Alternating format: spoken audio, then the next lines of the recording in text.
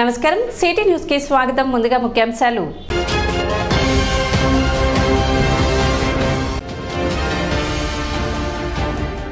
ప్రజల సూచనలు సలహాలతో మెరుగైన పాలనను అందిస్తాం. శాసనసభ్యులు నాదెండ్ల మనోహర్ వెల్లడి.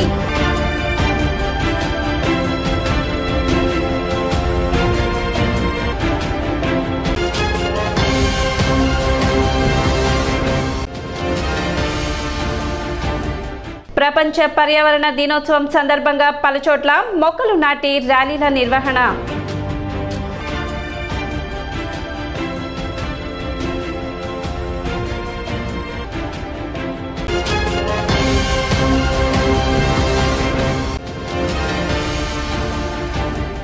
జననేతకు ఘన స్వాగతం పలికిన నియోజకవర్గ ప్రజలు. భారీ ర్యాలీగా తెనాలి చేరుకున్న ఎమ్మెల్యే నాదెండ్ల మనోహర్.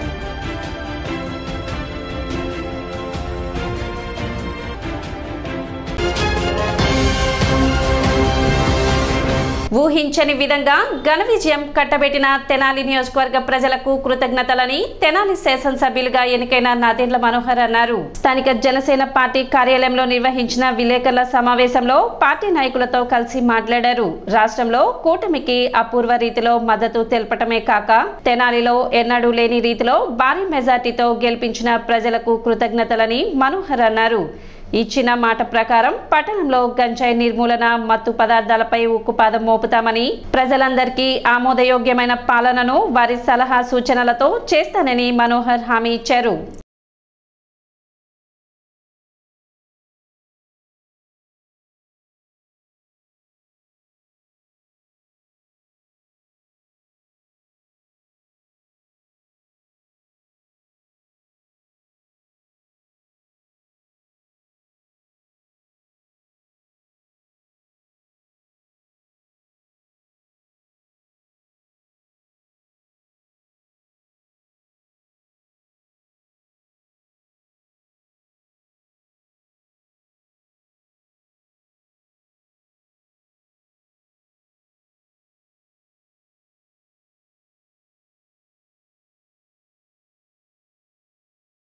నిన్న జరిగిన సార్వత్రిక ఎన్నికల్లో రాష్ట్ర వ్యాప్తంగా ప్రజలు ఇచ్చిన తీర్పుని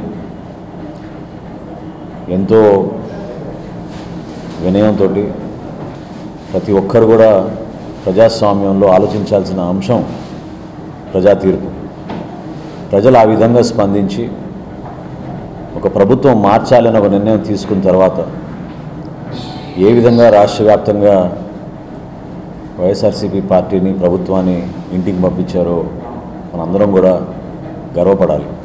పరిపాలన చేతకాక సామాన్యులందరినీ కూడా ఇబ్బంది పెట్టి రాష్ట్రాన్ని అంధకారంలో నెట్టేసి ఇన్ని లక్షల కోట్ల రూపాయలు అప్పులు చేసి ప్రజలకి మాత్రం ఏ విధంగా కూడా అండగా నిలబడిన ప్రభుత్వం భారతదేశ చరిత్రలో మొట్టమొదటిసారి మనం వైఎస్ఆర్సీపీ పార్టీని చూసాం. భయపెట్టించే పరిస్థితులు రాజకీయాలకు సంబంధం లేని వ్యక్తులపైన కూడా తీసుకొచ్చారు. వ్యాపారస్తులను ఇబ్బంది పెట్టారు. ఎవరు స్వేచ్ఛగా మాట్లాడినా ఇబ్బంది అయిపోతుందనే ఒక ఊహాజనితమైన పరిస్థితి తీసుకొచ్చి భయభ్రాంతులు చేశారు. చిన్న వయసులో కాలేజీ పోయే విద్యార్థులు ప్రభుత్వం పైన ఒక విమర్శ సోషల్ మీడియాలో సరదాగా షేర్ చేసుకుంటే వాళ్ళపైన కేసులు పెట్టి తల్లిదండ్రులు బెదిరించారు. యువత ఎక్కడ కూడా ప్రశ్నించకూడదని చెప్పి ప్రణాళికబద్ధంగా గంజాయిని రాష్ట్ర వ్యాప్తంగా భయంకరంగా పెంచేశారు. అంత దారుణమైన పరిస్థితులు, ఎవరు మనని ప్రశ్నించలేరు అనే అహంకారంతో వీళ్ళు పరిపాలించారు. కాబట్టి ప్రజలు ఆ రోజు కోసం ఎదురు చూశారు. మా పార్టీ అధ్యక్షులు పవన్ కళ్యాణ్ గారు దాదాపు 2.5 సంవత్సరాల క్రితం జగన్మోహన్ రెడ్డి గారు వైఎస్ఆర్సీపీ పార్టీ వల్ల రాష్ట్రానికి భయంకర నష్టం జరుగుతోంది, మనందరం కంకణం కట్టుకుని కలిసి ప్రతిపక్ష ఓటు చిలనివ్వకుండా ప్రజల్లోకి మనం కలిసి వెళ్తే ప్రజలు ఖచ్చితంగా ఆదరిస్తారు, ప్రజల సమస్యలపైన మనం పోరాడదాం, ప్రజలు ఎదుర్కొంటున్న ఇబ్బందుల గురించి మనం మాట్లాడదామని చెప్పి ఆయన ఆ రోజున వైసీపీ విముక్త ఆంధ్రప్రదేశ్ కోసం ఒక పిలిపించారు. ఆ రోజు నుంచి కూడా అనేక ఉద్యమాలు చేశాం, అనేక పోరాటాలు చేశాం. ప్రజలు కూడా ఆ విధంగానే పాల్గొన్నారు.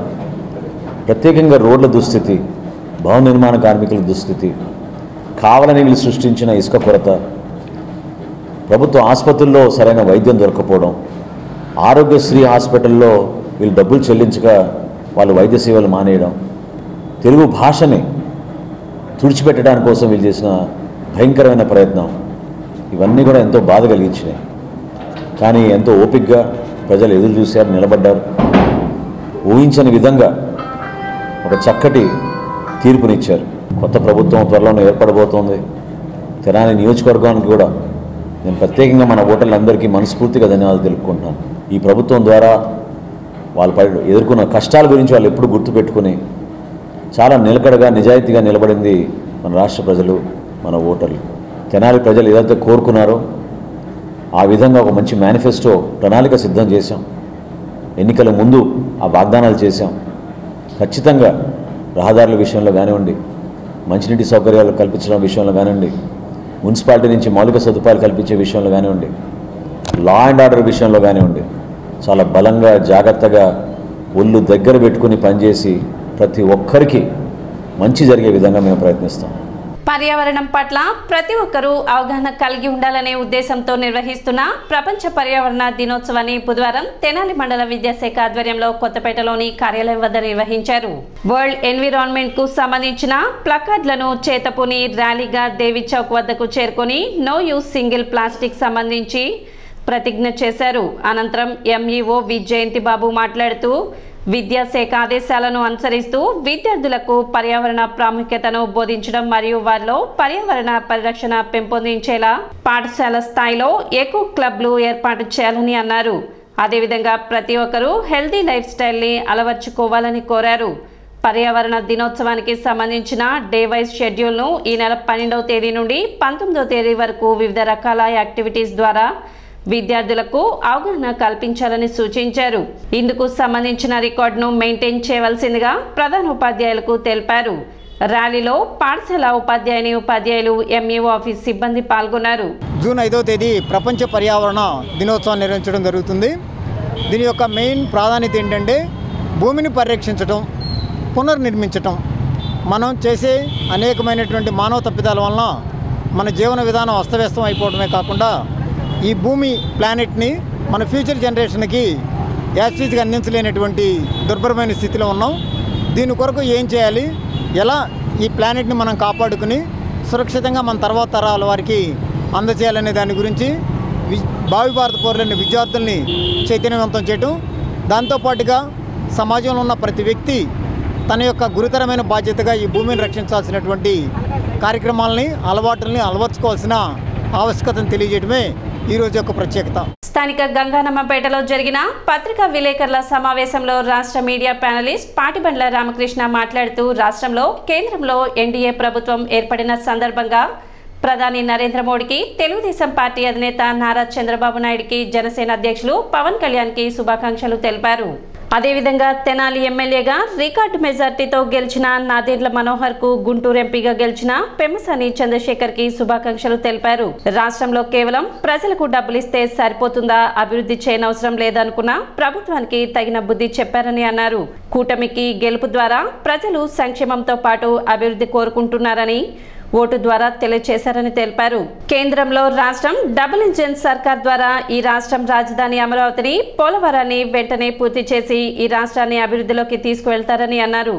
జూన్ 4వ తారీఖు మనందరం ఎదురు చూసిన ఫలితాలు వచ్చేసినాయి.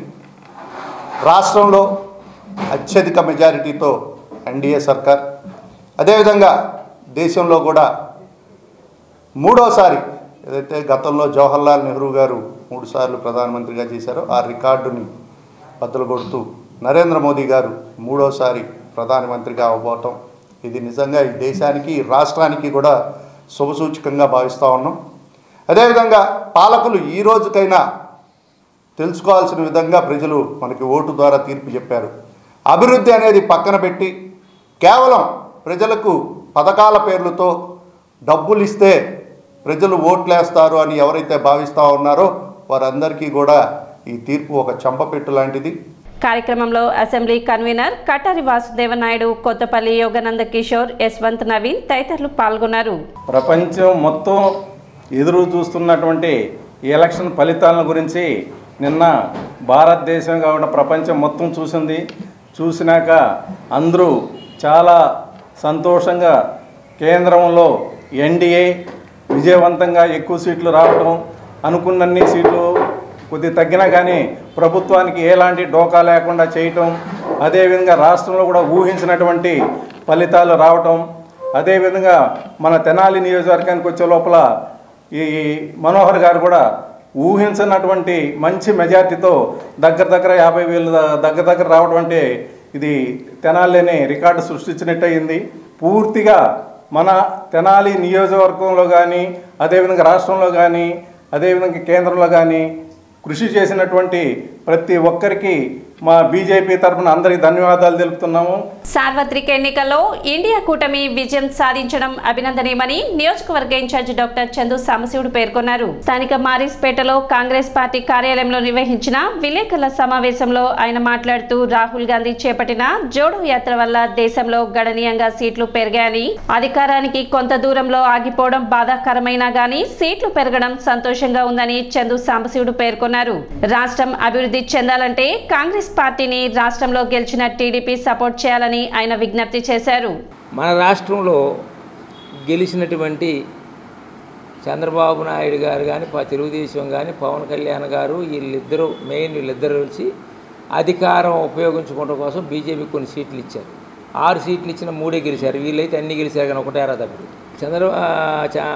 చంద్రబాబు నాయుడు గారు కానీ, పవన్ కళ్యాణ్ అనేది ఏంటంటే ఈ విజయం ప్రజల విజయం, ప్రజల కోసం ప్రజాస్వామ్యం పరిరక్షించుకోవటం కోసం, రాష్ట్రానికి హక్కులు సాధించే డెవలప్మెంట్ కోసం, ఆ రాష్ట్రం అభివృద్ధి పొందడానికి ప్రజలు ఇచ్చిన తీర్పు అంటున్నారు. ఎస్, తద్వారా మీరు ఒప్పుకున్నారు రాష్ట్రం అభివృద్ధి కావాలి, ప్రజాస్వామ్యం నిలబడాలి.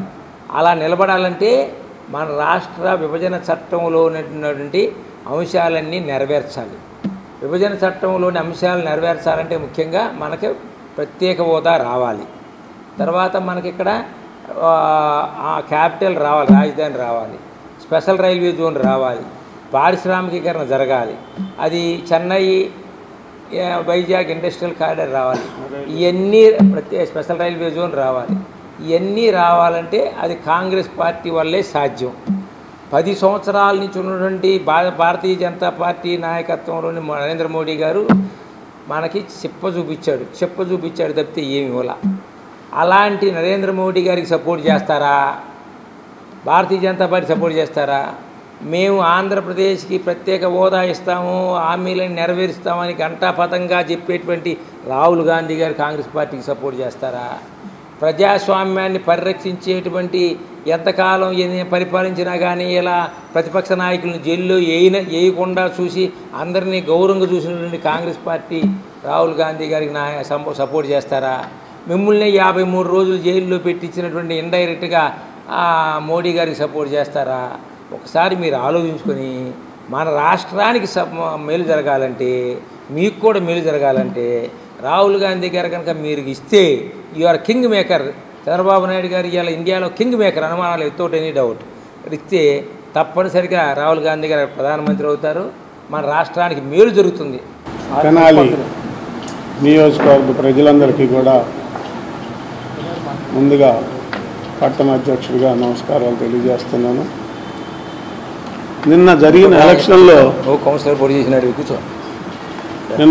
ఎలక్షన్లో మరి అంతకుముందు 151 సీట్లు తెచ్చుకుని వైనాట్ 175 అంటూ విరవీగిన జగన్మోహన్ రెడ్డి గారికి 11 సీట్లు వచ్చినాయి. మనకు కావాల్సింది ఏంటి? ప్రభుత్వం నడపటం, ప్రభుత్వం ప్రజల మన్నన పొందటం. మనం ఏదో స్కీములు ఇచ్చాము, వాళ్ళని మేము మెచ్చుకున్నాము అని చెప్పి అంటాం కాదు. ఏమైంది మరి? మీరు చేసిన స్కీములు వాళ్ళందరూ ఓట్లు వేయలేదా? 11 సీట్లు వచ్చినాయి అంటే మీకు ఎంత ఇది? మీరు మనసుకి మనన చేసుకోండి. అట్లాగే ఇప్పుడు మాకు బీజేపీకి ఏమో 292, కాంగ్రెస్కి ఏమో 240 సీట్లు వచ్చినాయి రాహుల్ గాంధీ గారికి. అదే కనుక ఇంకొక 30-40 సీట్లు వస్తే కాంగ్రెస్ ప్రభుత్వం పరిపాలనకు వచ్చేది. ఇప్పుడు ఒక చిన్న విరామం.